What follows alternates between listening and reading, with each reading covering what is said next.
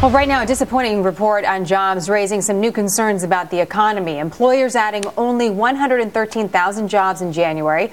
The unemployment rate, in the meantime, down to 6.6%. That's the lowest since October 2008. And while that sounds like good news, it may not be.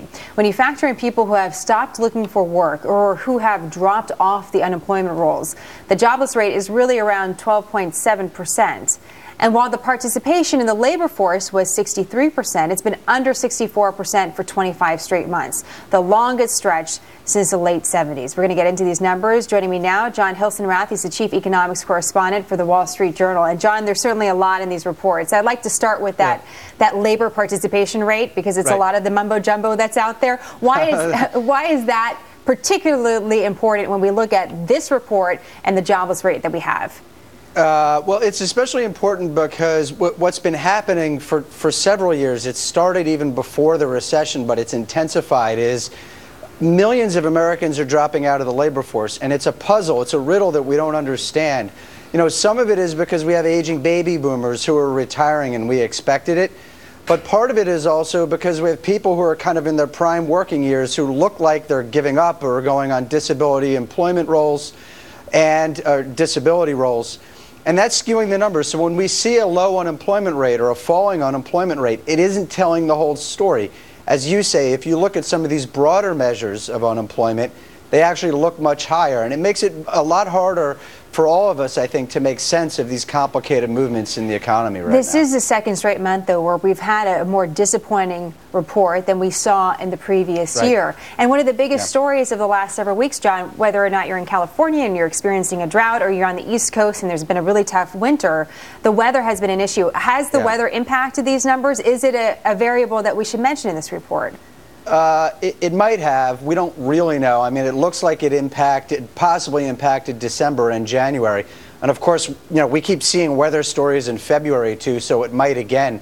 I mean, I think the important story is this, that last year in October, November, early December, we got a bunch of data that looked like the economy was getting better, that it was getting on a faster growth track, and employment was picking up. And people started to get optimistic. We saw the stock market go up, the Fed got more optimistic. People got optimistic that we're finally breaking out of this really slow growth track and getting onto a stronger economic track.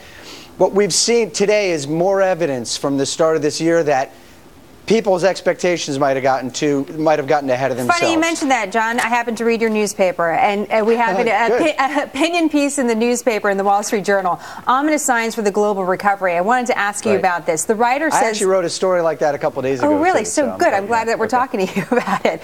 Well, this writer says the global economy could be in danger of snatching defeat from the jaws of victory. And he goes on to use a Mike Tyson quote in relation to the emerging economies, but I think it might be relevant here, and our viewers might appreciate it. Mike Tyson, noted economist. Mike Tyson, exactly. Mike Tyson once said, everybody has a plan until they get punched in the mouth. And what he was saying is everybody has an idea about the economy until something stuns you. I mean, are we kind of there? I don't want to say are we getting punched in the mouth here, John, but does it work? So, I mean, we've seen a lot of volatility in stock markets. People are getting worried about emerging economies like China and India and Russia.